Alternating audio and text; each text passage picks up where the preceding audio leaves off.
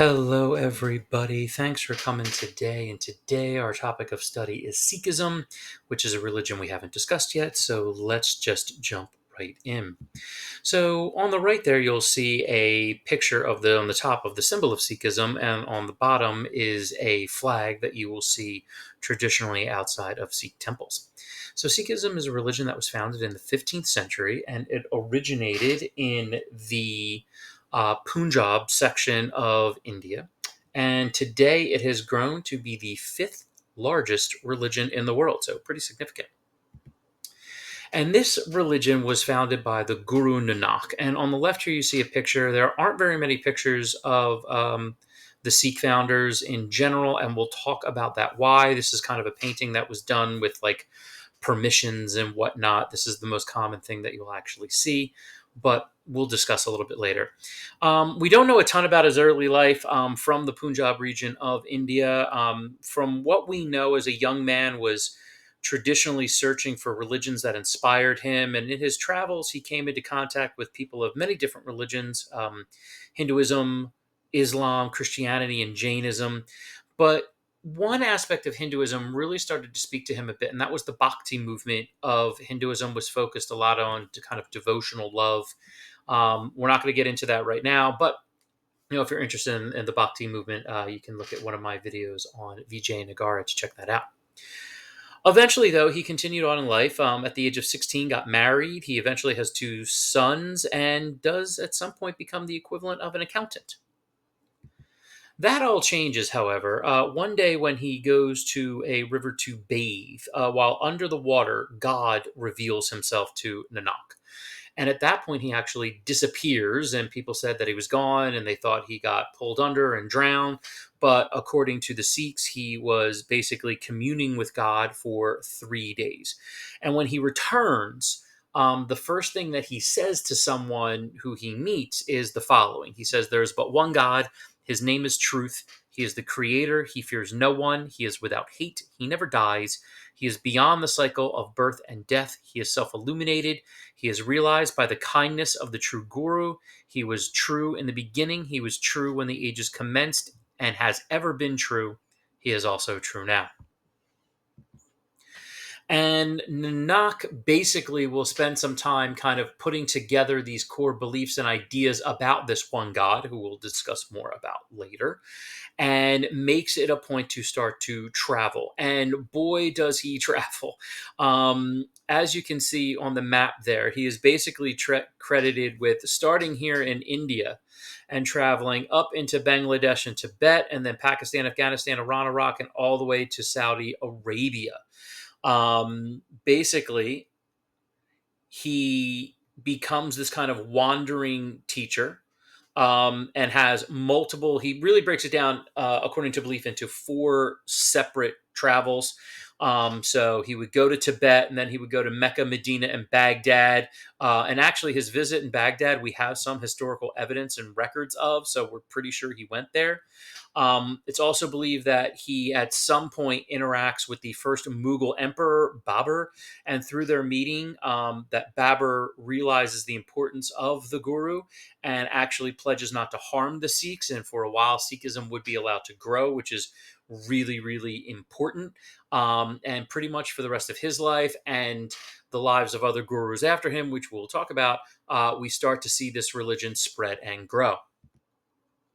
Now, according to belief there and records, that there were 9 successors to him, 10 in total. There, basically, I have a list, and again, on the right is one of these just kind of rare paintings that are available of these men.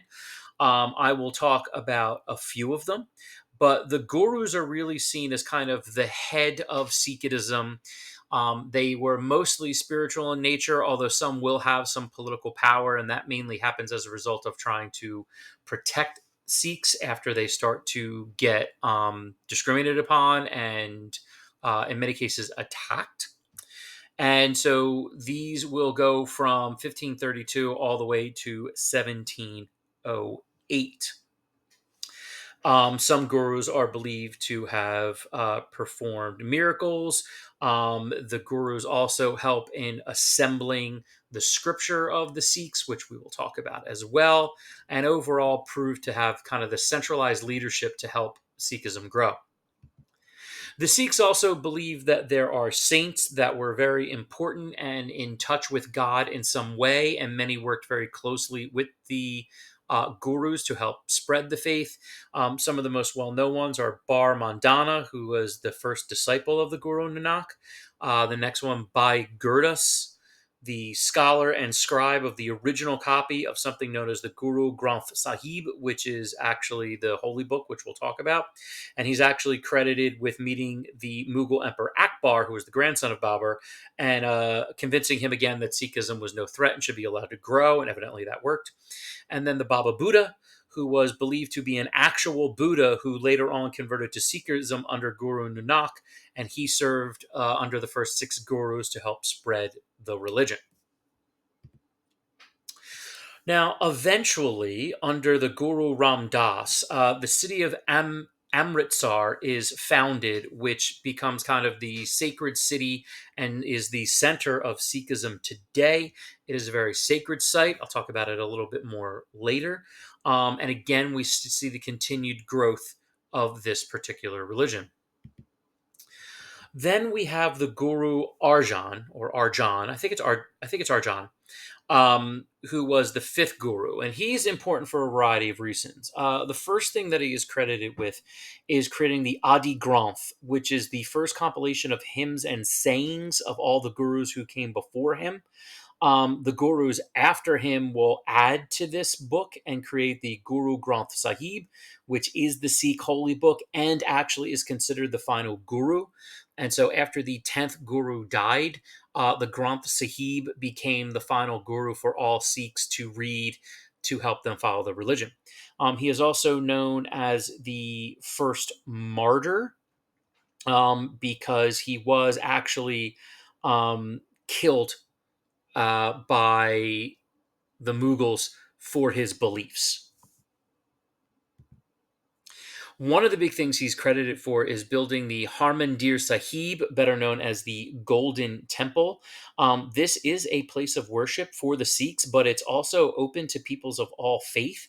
And they have the tradition of feeding anyone of any faith that needs food. It's actually considered to be the largest free kitchen in the world. It was really, really important. Unfortunately, it's tragic that after his death, he would be captured by the Mughals, who torture him to try to get him to renounce Sikhism, but he won't, and because of that, he is then executed. Now, that's really important because what that is going to lead to is the next guru, Guru Har Gobind, to change Sikhism a little bit and begin the tradition of Sikhs starting to train to become warriors to protect themselves, specifically from the Mughals. And he is often referred to as a warrior saint. And he also kind of adapts the idea with basically the final 5 gurus, this idea of Miri Piri, which is that the gurus have spiritual and temporal authority, again, in the sense of trying to organize the Sikhs to protect themselves. And from this point on, the Sikhs are actually very well known as being warriors. They're very involved in the armies of many nations and empires throughout time. And this was really the impetus for that. Something else that ends up being built is really important. The Amal Takht. This is translated the throne of the timeless one. This is actually right across from the Harmandir Sahib in Amritsar. This was built by the Guru Har Gobind as a symbol of Sikh political independence. So this was a place where Sikhs could go for spiritual and temporal concerns. And by this point, the gurus were not only spiritual leaders, they were also the political leaders of the Sikhs.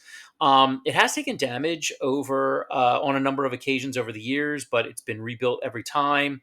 And this has really become the kind of the focal point in many ways of the religion today. Now, there are other Takhts that exist. This is actually a picture of the 5 Takhts, as well as the towns that they are in. Um, and they have different, importances. Like, for instance, the Takht Shri Kashark on the right, that is where something called Khalsa begins, and that's going to be really, really important. The Hazor Sahib, which is the second from the right there, that is the place where Guru Gobind left the world after death. Um, Takht Sri Patna, the one in the middle there, that's actually the birthplace of Guru Gobind. Um, Takht the Patna, the one in Patna, was that was a place that was also visited by Guru Nanak and Guru Teg. And so what we see here is a religion that slowly but surely over time came together through the efforts of these 10 gurus, again, specifically founded by Nanak, continued to grow. There's a huge religion today in India and many other places in the world today, and all the way up to the fifth largest one in the world. So hopefully you learned just a little bit about the formation of the Sikh religion. The next video, we will be discussing the specific beliefs, and I hope you guys take some time to tune in. So thanks for stopping by. See you.